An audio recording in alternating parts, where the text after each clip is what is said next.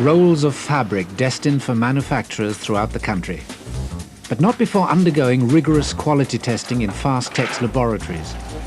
Sophisticated equipment rips, rubs, snags, and stretches fabrics in an artificial aging process imitating the wear and tear clothes are subjected to daily.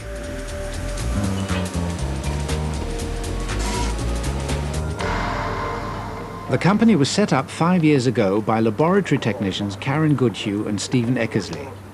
With no previous experience of running a business, they did, however, have strong convictions about the type of company they wanted to create.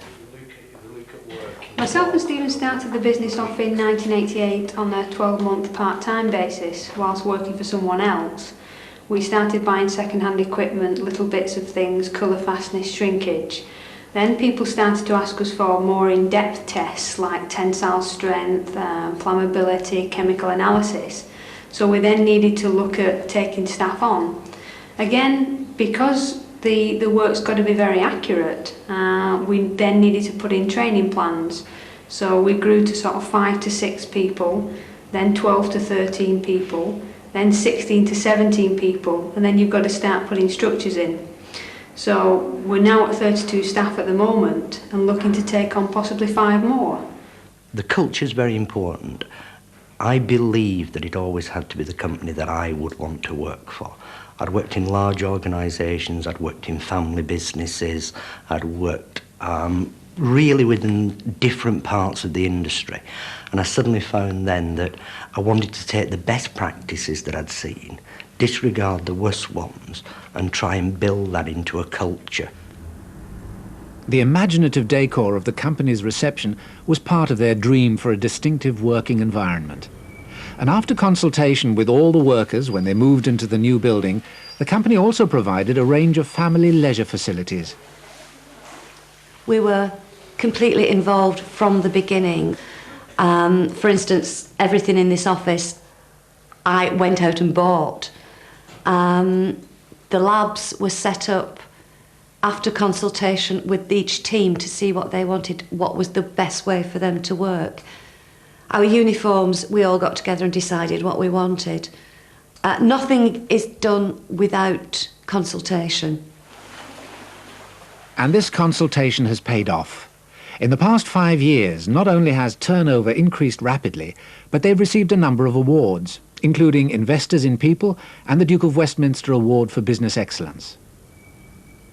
Typically, Stephen chose to take along their entire staff to the award ceremony when many others had invited bank managers and golfing partners. Now, I'm a great believer in saying if you're giving someone job satisfaction, it's got to be more than necessarily money. It's got to be the ability to progress in a chosen profession, in a chosen career. And therefore, if someone is starting to work for you and is building up the skills, then if the opportunity arises for that person to progress within the organisation, then you shouldn't chop the legs from underneath them by then buying the skills that you need from outside. Kathy Roberts joined Fastech to run their accounts department, but an annual appraisal identified a hidden ambition to become a personnel officer.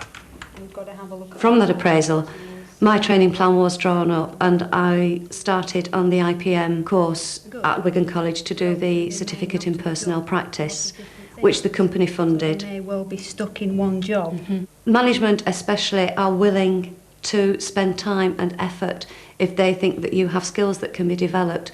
They are willing to make the investment in you to develop them and to support you. We like to see people develop within the organisation.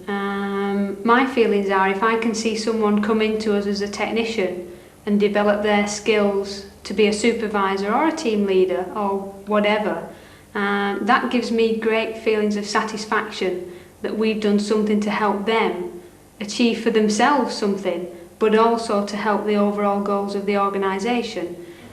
What about the heating in this room? High-quality technical training is obviously important, but the delivery of this is a learning process in itself.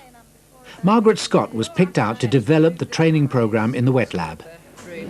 I was chosen because I was the main wet lab assistant in here. I knew all the training manuals, I could read them and I was okay. So they said, would I go away and devise a training course, you know, how to work out what stages I would train people at, and that's what I did. I just got a disc for the computer, learned how to use the computer, and just worked out from there.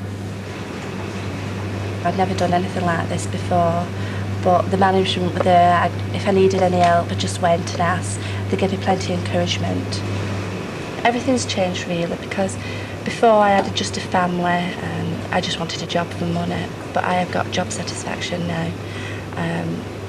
I really enjoy it. I'll work, I'll come in early, I'll stay late. I do enjoy what I'm doing. I think that really does matter.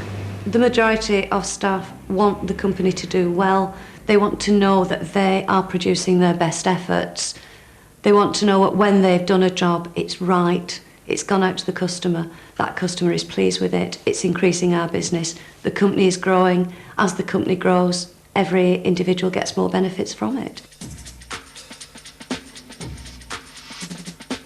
Almost all valuable education, training, personal development, it involves a change of the person.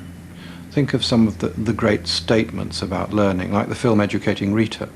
It is about human change through the process of learning. That's an example at the individual human level. Companies need to change to meet the changed circumstances they find themselves in. They will be able to do that, and they will be able to survive the process of external change and necessary internal change through the learning of their employees.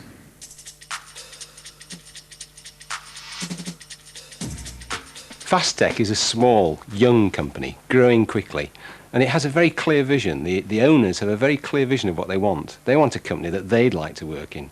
And so from the beginning, it has a very people-friendly sort of atmosphere. People are encouraged to learn, and it's a normal part of working there. So we see quite extraordinary transformations of people from accounts clerk to personnel officer and so on. And that happens very quickly, very naturally. And so you have your culture of learning, a culture of change there. And it's really very impressive. But that's easy in a young company. I mean, in a sense, they're doing it for the first time. What happens when the company's a bit more older established?